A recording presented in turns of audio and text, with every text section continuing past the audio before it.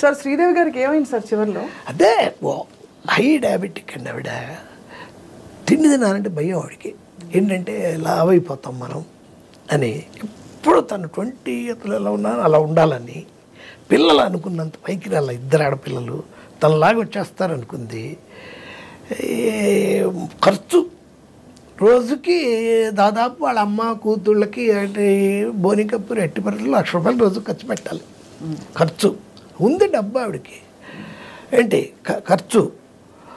దాంతో ఏం చేయాలో తెలియని ఫ్రస్ట్రేషన్. భయంకరంగా పనిచేసిన ఆవిడ 3 shifts 4 shifts హిందీలోను, తెలుగులోను, కొట్టే తమిళ్లోను. పని తగ్గిపోయింది. అందంగా అలాగే ఉండాలి.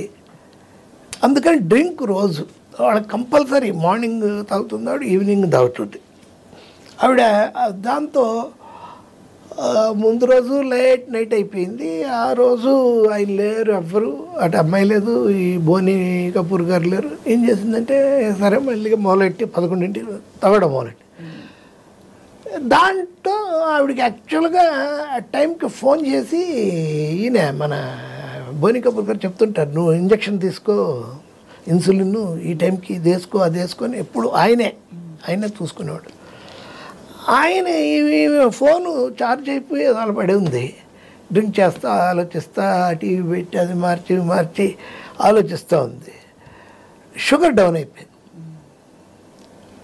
షుగరు మొత్తం షుగర్ లెవెల్స్ పడిపోయింది. అయినా ఇంకో పెగ్ కూడా వేసేసి స్నానం చేసి దాని కిందకి వెళ్ళి తిందాంలే అని ప్లాన్ చేసుకుంది. ఈలో బోని కపూర్ వచ్చాడు. సర్ప్రైజ్ విజిట్, నేను కావాలని వచ్చాను అది అంటే కాసేపు ఇంకా తాగింది. వెళ్ళింది బాత్రూంలోకి. అక్కడ కోమాలోకి వెళ్ళిపోయింది. సావిత్రికి అలాగే తాగి 14 నెలలు పట్టింది ఆవిడికి చనిపోవడానికి. ఈవిడికి 14 నిమిషాలు పట్టింది. Same rich Savitri, Sridevi. పోరు శ్రీదేవి, సావిత్రి గారు. డ్రింకే బాబోయ్ సార్. ఎందుకు అసలు తెలిసి ఇంత చూసి కూడా ఇప్పటికేమన్నా మారిందో లేదో తెలియదు. గొప్ప జీవితాలని చెప్తే సార్ మురళీమోహన్ గారు డిసిప్లిన్డ్, ఆయన ఇన్వెస్ట్ చేసి వాళ్ళందరూ అసలు ఆర్టిస్టులే కాదు కదా సార్. మురళీమోహన్ గారు మనం మురళీమోహన్ చేశాడు ఏమని చెప్పగలవా? మురళీమోహన్ చంద్రబాబు కలిసి ఇన్ని వేల ఎకరాలు దొబ్బేసి ఇది చేశారని అయితే చెప్పంటే వింటారు ఎవరన్నా. మురళీమోహన్ పర్ఫార్మెన్స్ ఉంటుందండి ఆ సినిమాలో అని అన్న ఒక్కడే. చంద్రమోహన్ని చెప్పచ్చు. చంద్రమోహన్ మరి ఎంత సంపాదించాడు బ్రహ్మాండంగా, ఎంత బాగున్నాడు. బాగున్న వాళ్ళు ఉన్నారు ఇక్కడ.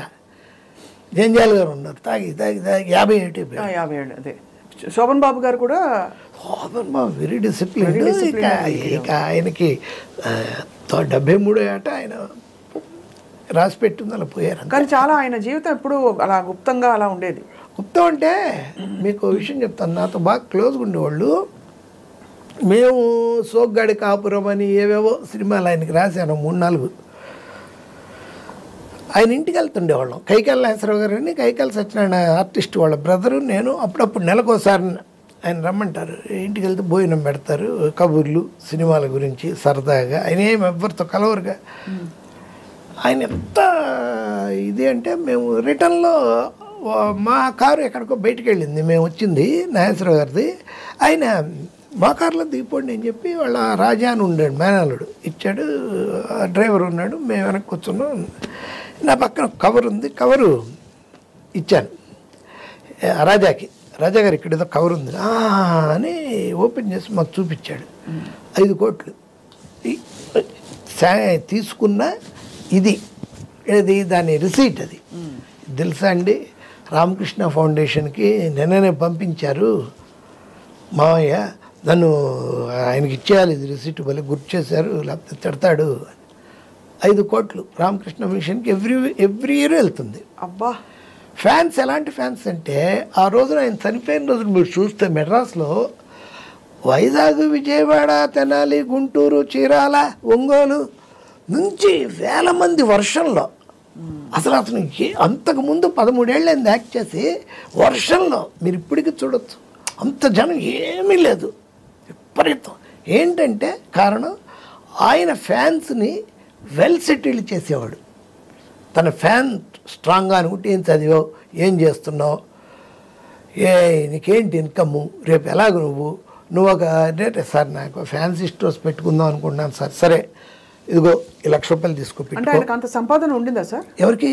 సోమబాబు గారికి? అమ్మ బాబోయ్, అంటే ఆయన టాప్ హీరో అయినప్పటికీ ఆయన బాగా ల్యాండ్స్ మీద పెట్టాడు. అందులో ఎక్కువ ఇంకోటి ఏంటంటే ఒక విషయం ఉంది ఆయన లైఫ్లో. ఆ 71 నుంచి 76, 77 దాకా జయలలిత గారితో ఆయనకు మంచి ఇది ఉండింది, ర్యాపోర్ట్ అవును ఉండింది. జగమరిగిన సత్యమే. ఆ ర్యాపోర్ట్లో ఈయన బాగున్నాడు హ్యాపీగా, ఆవిడ బ్రహ్మాండంగా ఆవిడే బాగుంది. ఆవిడేం చేసిందంటే ఎంజీఆర్ గారు స్విస్ బ్యాంక్లో పెట్టిన ఒక 3,000 కోట్లు శోభన ప్రేమతో, ఇది నాకు సరిగ్గా తెలియట్లేదు నేను ఇది అది ఆయన ఏంటి ఎంజీఆర్ అది తన తల మీద పెట్టుకున్న టోపీ లోపల ఆ మొత్తం వివరాలు పెట్టుకునేవాడంట. అందుకే ఆ హ్యాట్ ఎప్పుడు అలా పెట్టుకునేవాడంట. నిజమా సార్? నిజం. అది ఈవిడ తీసుకుంది, ఈవిడ చూసింది, దీన్ని కరెక్ట్ అయిన వాళ్ళందరూ చూపించింది. ఇలా ప్రాసెస్ అంటే నాకెందుకు, నాకు బాగా ఉంది కదా నువ్వు తీసుకొని శోభరావుకి ఇచ్చేసింది, వీడికి మనతోనే ఉంటాడు అన్నట్టుగా.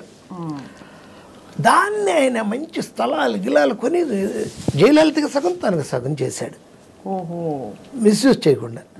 ఆవిడకి ఇప్పుడు తర్వాత ఎవరు లేరు, తినేవాళ్ళు ఎవరు తిన్నారు కూడా తెలియదు మనకి.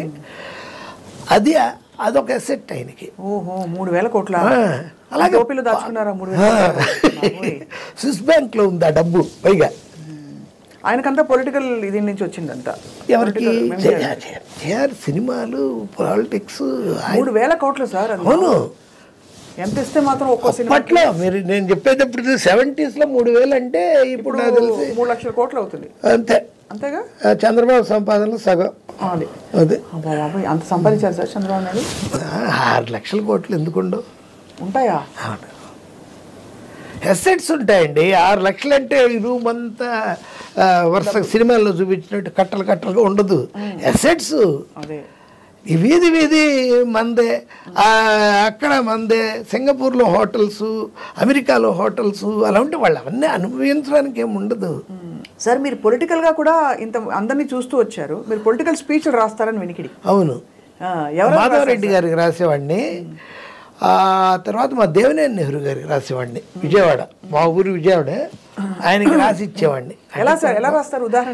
ఉదాహరణకంటే అవి కూడా టేప్ చేసి పంపించడమే, రొటీన్గా లేకుండా జనం నవ్వుకోలేలాగా మళ్ళీ విషయం అర్థమయ్యేలాగా. వాళ్ళైతే మామూలుగా మాట్లాడతాడు, చంద్రబాబు ఉన్నాడు, ఇంత మోసం, అంత ఇది, ఎన్టీఆర్ని వెన్నుపోటు, అది ఇది. చంద్రబాబుది తప్పు కాదు మనం రాస్తే, దేవినేని నెహ్రూ చంద్రబాబు తప్పే కాదు, ఎక్కడో ఉన్నాడిని తీసుకొచ్చి తన ముందు నించోబెట్టుకొని తనకి ఒక అల్లుడు అనే పోస్ట్ ఇచ్చి మళ్ళీ వెనక నించోన నువ్వు ఇక ముందు ఉండకూడదు అంటే వాడు వెనకున్నప్పుడు వాడికి ఏం దొరికింది? వీపు దొరికింది, అందుకే పొడిచాడు. ఓ అంటారు జనం.